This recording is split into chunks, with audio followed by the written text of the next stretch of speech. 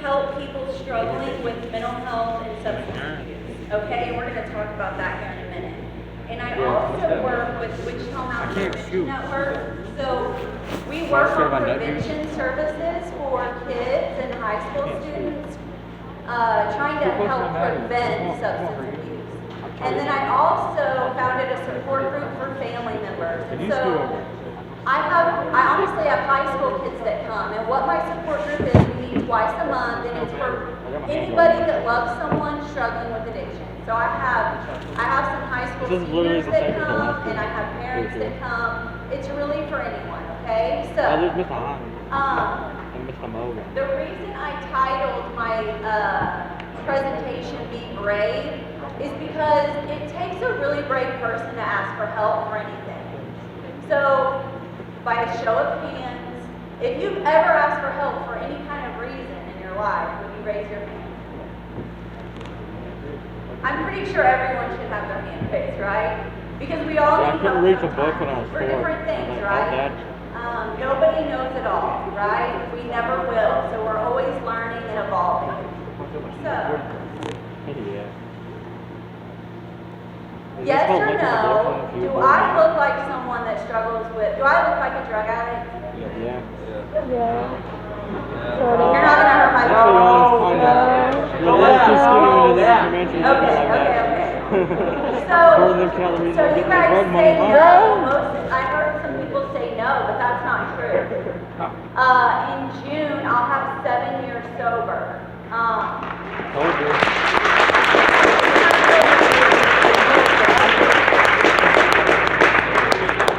So I'm going to delve into all of that with you, but first of all, I wanted you guys to know that I grew up in a good home, okay? My dad's on staff at First Baptist Duncan. He's been a minister most of his life.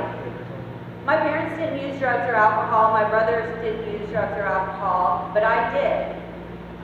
Growing up, I struggled to fit in. I never felt like I was good enough, and a lot of people struggle with that. And sometimes, I'll be honest, I still feel like that today. So I was a good person. I had friends. I never went without. I didn't, go without. That doesn't mean I had everything I wanted, but I always had everything I needed. But I still fell into the trap of addiction. I still struggled. And if you can see, that's a picture of me. Can you guys see that? It doesn't really look like me. I look like an evil person, don't I? I look like a crazy person. And I was. In my head, I was not okay, right? So what we know about addiction is addiction doesn't discriminate. It's not, good people do drugs, okay? Addiction isn't a moral failure. It's a mental health issue, right? It's a disease. And so I have several mugshots. I just chose that one because I struggled for a really long time. And the next slide, I have some pictures of me in high school.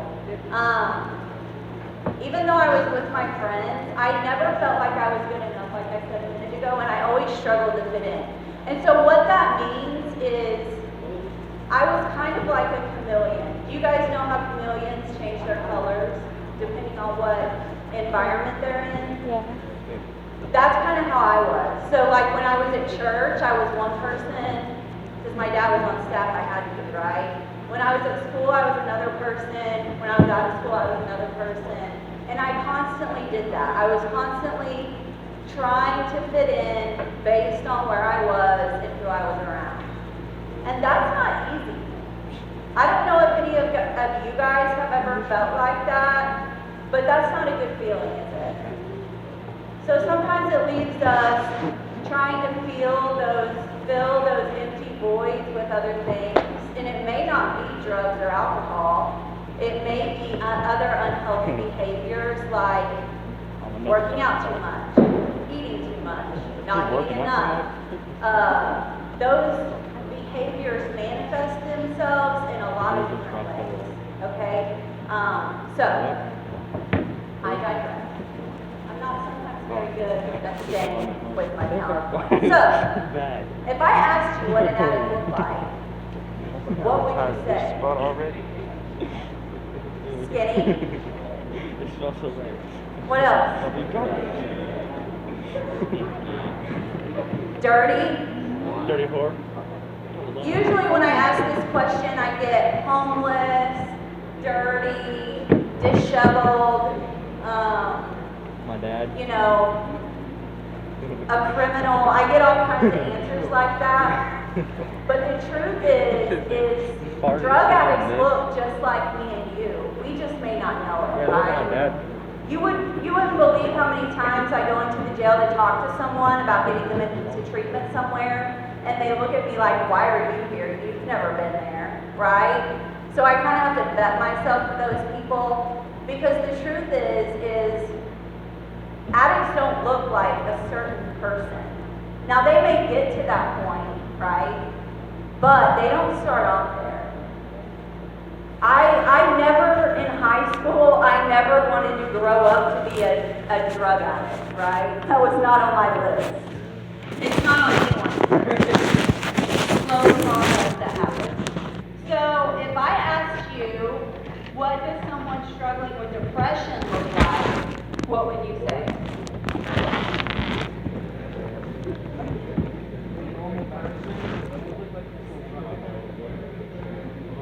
Sad? You think sad, right?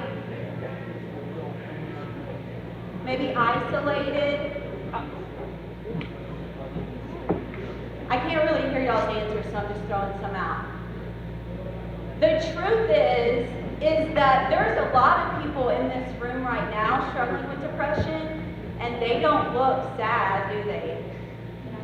And they may not even act sad, and you may not even know it, right? Because we're really good at wearing masks, depending on where we're at, right? So I want you guys to remember that, because stigma, when we attribute certain characteristics to addiction or depression or mental health issues, we are contributing to stigma, right? And we don't want to do that, because those mental health issues affect everyone. Every single person in this room at some time in their life is going to struggle with being sad, being anxious, not feeling good enough, doubting themselves. You may not have experienced yet, but as you grow through life, you will experience those things. And it's really important that we learn how to deal with those emotions in healthy ways.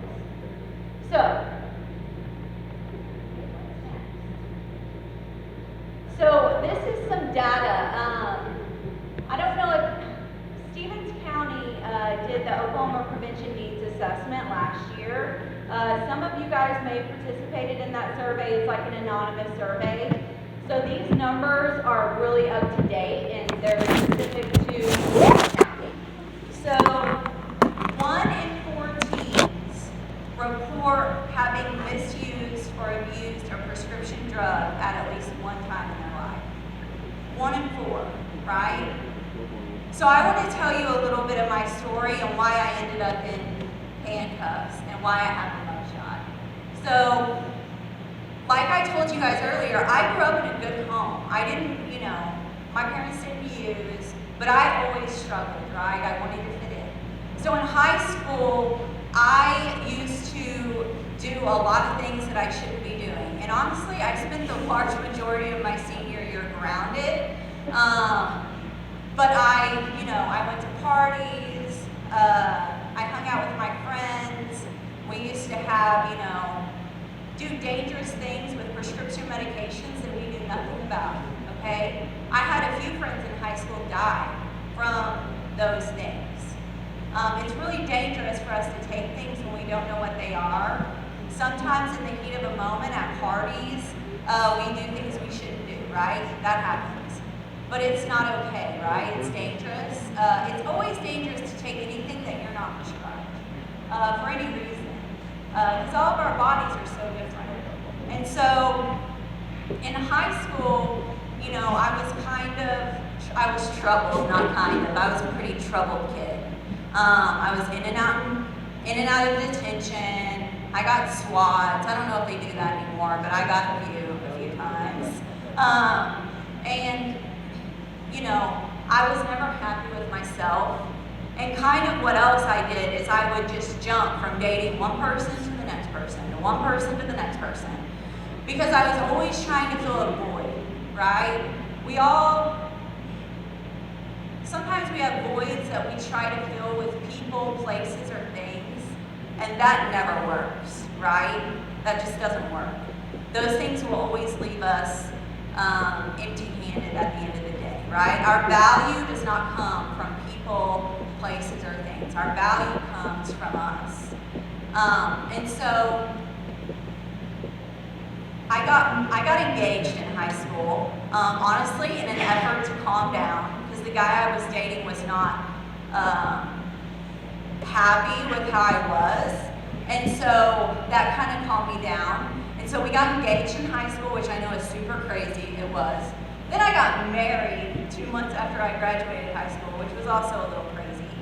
And we were married for, not very long, about 2 years, because we were both really too young to be married, okay? That's the bottom line.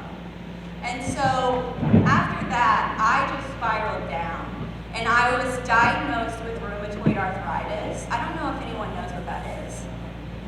But basically, it's an autoimmune disorder where your body attacks itself and it eats away the synovial lining of your joints, and it makes your joints hurt. That's kind of like a really dumbed down version of it, okay? So I was diagnosed with rheumatoid arthritis, and I was put on Lortab, which is a pain medication. It's an opioid pain medication. And during that time, doctors usually just write pain medication like it was, pain. And so I stayed on that medication for a while, and then I got remarried. And I married someone who was a minister at a church, but he was also abusive. And so I found myself in an abusive marriage with prescriptions. And I self-medicated to make myself feel better. And so what that means is, pain medication makes your pain go away physically, or it helps with your pain physically. But if you take enough of it, it will help. It gives you the illusion that you feel better mentally and emotionally, right? So I was constantly putting a Band-Aid on a big problem, right? A huge wound that needed more than a Band-Aid. I was always putting a Band-Aid on. And I would just always self-medicate to make myself feel better with drugs and alcohol. And I stayed married for a while, for about 8 years. And then we got divorced. I left with my kids, and I moved back to Duncan with my parents. And about a week later, I went to treatment for the very first time. I had never been to treatment before. And why I was in treatment, basically, I felt like the doctors were telling me, well, it's okay for you to take your prescribed medication. So I felt like I left treatment with, telling everyone in my life, I'm right, you're wrong, that this doctor said it was okay. And I never got better. I didn't get better. I stayed going down a wrong path. And that path, when your prescription drugs run out, because you're not taking them correctly, you start using other drugs and other drugs and alcohol to kind of fill that void, right? Because I was a sick person. I always say this. Drug addicts are not bad people trying to get good. They're sick people trying to get well. Does that make sense? Yeah. So I constantly was on this path, okay? For like 12 years I did this, and I would cycle in and out of treatment. And I would go to treatment, and then I would always just come back home to my same environment. And they have a phrase that says, if nothing changes, nothing changes. And what that means is, if you try to make a change, but you're doing all the same things that you used to be doing, nothing's really going to change, right? We have to change our people, places, and things. That's what they say. And that means you gotta make new friends. You can't keep doing the old behavior and expecting a different result, right? If you never study for your test and you always make an F, and you keep, but then one day you decide, I'm gonna make A's, but you still don't study, what's gonna happen? You're not gonna make an A, right? Because your behavior hasn't changed. Your desire may change, but your behavior hasn't changed. And so, I cycled, I've been to treatment 7 times. That's a lot, and that's a lot of money. Treatment's not cheap.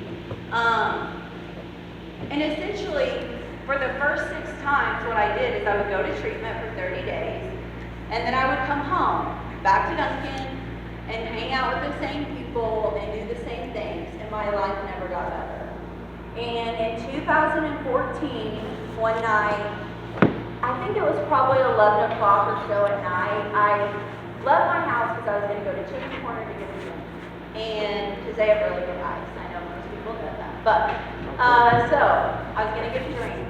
And on my way to the gas station, I don't remember doing this at all, so this is really just from my arrest report that I kind of remember it. I was driving on the wrong side of the road with 2 flat tires, with no lights on, and I got pulled over right at Peace Park by the swimming pool. I don't know if you guys remember that. And I don't remember any of it at all. They took me to the hospital to do a blood test, because that's what happens when you're driving under the influence, and, you know, because I could pass a breathalyzer because I hadn't been drinking. So, but they knew I wasn't okay. And so, that mugshot I showed you is that very night. And people ask me all the time if I regret what happened. And honestly, I don't. I don't regret it because it was the catalyst that changed my life, right? And I've learned to be grateful for those moments. And so I was in jail for a couple of days. My parents bailed me out and essentially told me, we don't know what you're going to do, but you can't do it here. And that was kind of hard to hear from your parents. Even though I was an adult, no kid wants to be thrown out, right? And that very night, I had just gotten out of jail. That very night, my last night at home, my parents found me and I wasn't breathing. So they called 911. I was rushed to the emergency room. I honestly don't really remember this at all either, but I woke up in ICU on a ventilator like 2 weeks later. And so I was essentially dead when they found me. And I had overdosed. Not on purpose, but that's what happens when we take too much medication and our body just can't handle it. And so I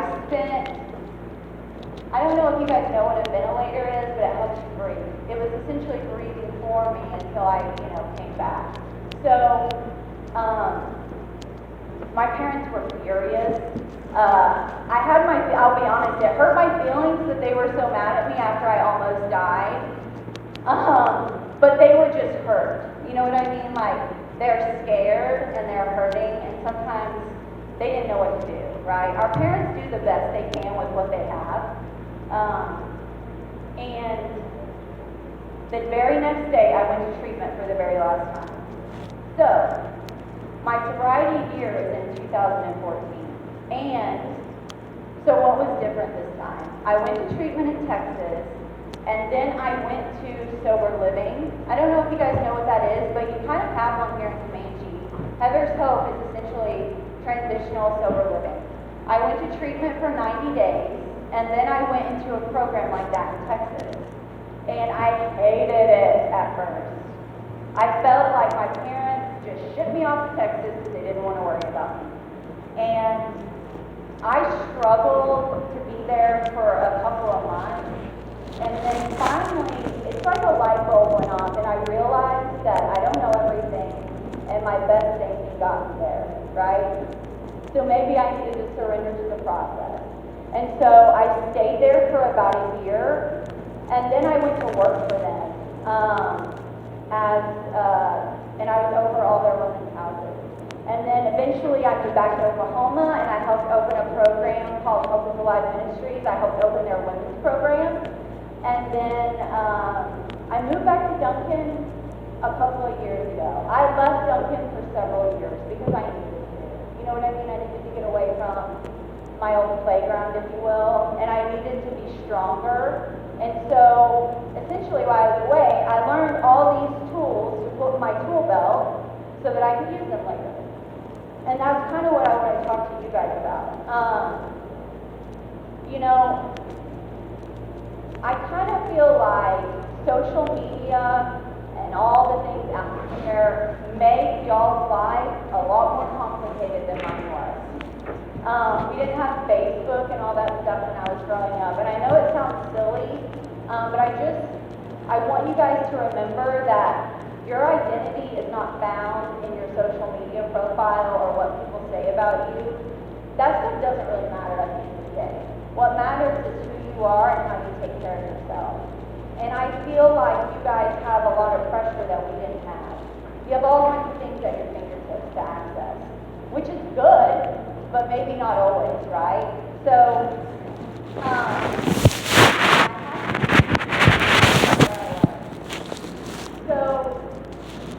two-thirds of teens who report abuse of prescription pain relievers get them from their friends, family, and acquaintances.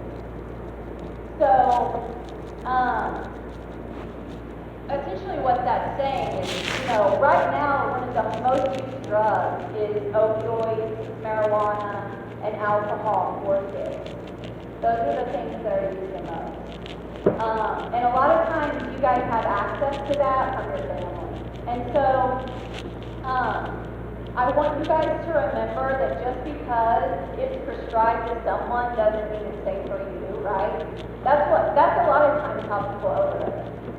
Their body just can't handle it. Most overdoses are not intentional. Mine was not intentional. I didn't do that on purpose. And I didn't take like extra that day. I took the same amount that I always took, but my body had just reached a level where it was building up that I just couldn't handle it anymore. Okay? So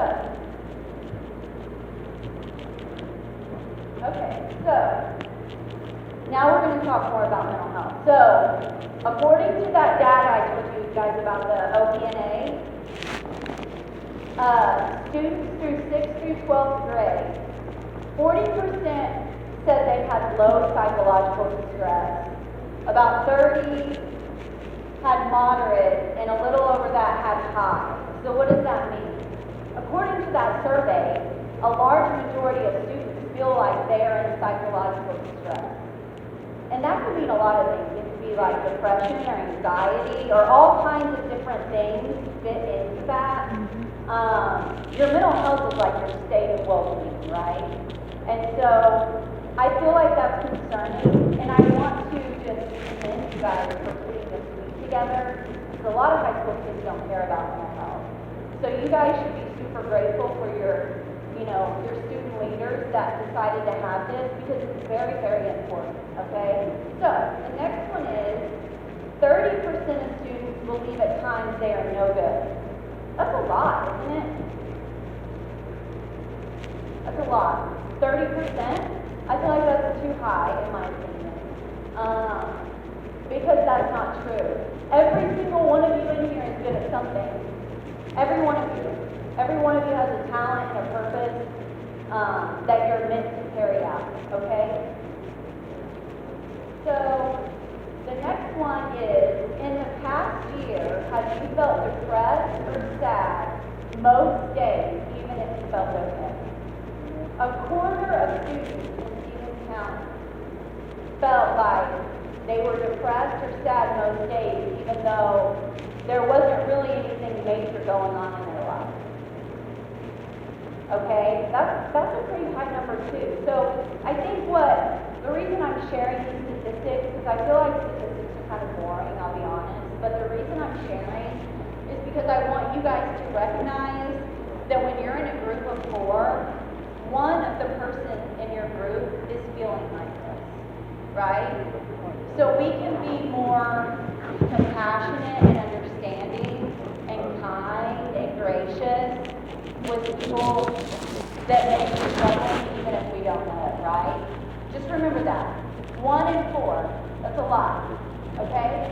So, this next one, the rate of death by suicide in people from 10 to 24 years old increased 57.4% between 2007 and 2018, according to data by the CDC.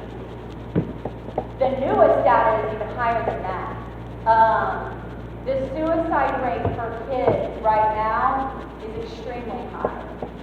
More people have died from suicide in some states than they have of COVID. That's very alarming, isn't it? And I know that this school has been impacted by that, which is why I wanted to share that. A lot of times, just because we don't know someone's struggling doesn't mean they aren't, right? People don't always divulge that stuff. So, yes or no, you guys can raise your hands. Do you know anyone that struggled with, and you don't have to raise your hand, you can answer in your head because it's kind of a personal question. But do you know anyone that struggled with drugs or alcohol or depression or anxiety or mental health? Most people, right? It doesn't mean they're in your family, but it could be your neighbor or your aunt or maybe your mom and dad, right? Maybe your brother or sister. Most of us know someone that struggled. Do you think those people are bad people? Or do you think that they're seriously flawed, that they have a character flaw that makes them have mental health issues? No, right? They're just regular people that have been dealt circumstances sometimes that we don't understand, right? It's always easy for us to judge someone by the path they walked, but we don't know what it was like to walk in their shoes on that path, do we? So, I just want to turn over that. So, okay. So this one is, what can you do? So, what can you as a student do if you know that your friend or your classmate in English is seriously struggling and you're worried about them? The biggest thing you can do is if you see something, say something, right? If you see something that's out of place or someone that's acting strange, say something. It doesn't have to be to their parent or their teacher, but you can find one adult or a peer that's safe and talk to them about it. And you can talk to that person about it. Sometimes people just need someone to reach out to them, right? When I was in high school, and it's super hypocritical of me that I did this, but because I was also not behaving correctly. But I had a friend who was using IV meth in high school. And if you guys don't know what that means, she was using drugs intravenously. I think that's how you say it. I'm not that great at words. And she had been up for like a long time. She wasn't sleeping, she was acting crazy. And I went to her parents. Her dad was a well-known attorney, he's since passed. And I told them what was going on because I was worried about her. We're friends today, but for the rest of my high school career, she didn't talk to me because essentially I was ratting her out for doing something. I wasn't doing what she was doing on that level, but I was still not making good decisions, but I was worried about her. And so I say all that to say this. Peers carry more weight with each other than adults do. Does that make sense? So like, if your friend is struggling and you go and talk to them, they're more likely to be honest with you than they are going to be with their English teacher. Does that make sense? It's just kind of like, we're always more open to our peers a lot of times. And so what that means is a lot of times our peers can hold us more accountable than other people can, okay? And so don't ever be afraid to say something. If you see something, say something. You might save their life, right? If no one would have checked on me that night, I'd be dead right now. So it's good to check on people, right? That's a good thing.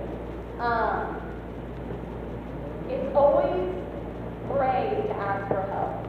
Asking for help doesn't make you weak. It doesn't make you, silly. It doesn't mean you can't handle life. It just means that you need a little bit of help in an area that you've never walked through before, right? And we all need help sometimes. When you guys raise your hands, almost everyone raised their hand. So sometimes we just need a little bit of help. So it's brave to ask for help. It doesn't make you weak or a coward. And honestly, there's so many resources out there that you guys can get help and not even know it. Other people wouldn't even have to know about it. There's all kinds of different things they're doing now to where it could be very private, and it's not like you have to air it in the newspaper, right? No one will know. Your secret will be safe, but it's the bravest thing you can do. I think that owning our story and owning our mess is the most important thing we do in our lives. Since I've gotten sober, I had to count last night, I've put over 300 people in treatment. In the last 2 years since I started working for the treatment center, that's a lot of people. So through all the bad things that I've done, I've been able to help other people. And I think at the end of the day, that's really what's most important, right? So I want you guys to remember that you're not alone. You're definitely not alone. More people are going through what you're going through than you know, and you're not alone. Even though it feels like that, sometimes you're not alone. I've been there, I've done that, and I would be willing to walk with you guys through just about anything, right? So